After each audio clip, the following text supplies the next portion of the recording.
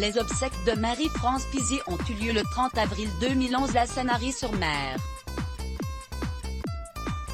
Une cérémonie dans la plus stricte intimité familiale, où de nombreux scandales ont éclaté. Le 24 avril 2011, le corps sans vie de Marie-France Pizier était retrouvé coincé dans le croisillon d'une lourde chaise en fer forgé, dans sa piscine de Saint-Cyr-sur-Mer. Son époux, Thierry Funk Brentano, qui a retrouvé son corps vers 3h30 du matin. Si un fort taux d'alcoolémie et des traces de médicaments ont été retrouvés dans l'organisme de l'actrice à la suite d'une autopsie, les circonstances de son décès sont toujours floues, alors que l'hypothèse du suicide a toujours été privilégiée. Le livre La Familia Grande écrit par Camille Kouchner a permis d'apporter une autre dimension à l'enquête. Car Marie-France Pizier était la sœur d'Evelyne Pizier, la maman de Camille Kouchner. Et la défunte aurait été mise au courant des agissements d'Olivier Duhamel en 2008. Pour Julien, l'aîné de la fratrie Kouchner, sa tante ne s'est jamais suicidée.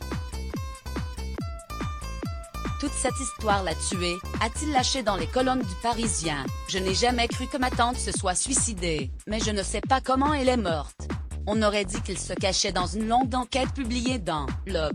On en apprend davantage sur les funérailles de Marie-France Pizier, qui se sont déroulées le 30 avril 2011 dans l'intimité familiale, au cimetière de la Guicharde à Sanary-sur-Mer. Sauf que ce dernier adieu a été perturbé par de nombreux scandales. Evelyne et Gilles Pizier, le frère de la défunte, MDRL, se sont disputés lorsqu'ils ont découvert le nom gravé sur le cercueil de la défunte, Marie-France Funk Brentano, un nom qui sera changé par la suite. Marie-France Pizier a été inhumée dans le caveau de la famille Duhamel Funk Brentano. Un choix qui a provoqué la déception de son amie Sylve Desmeuses. Elle n'aurait jamais voulu ça. Elle n'a jamais beaucoup aimé cette famille, assure cette dernière.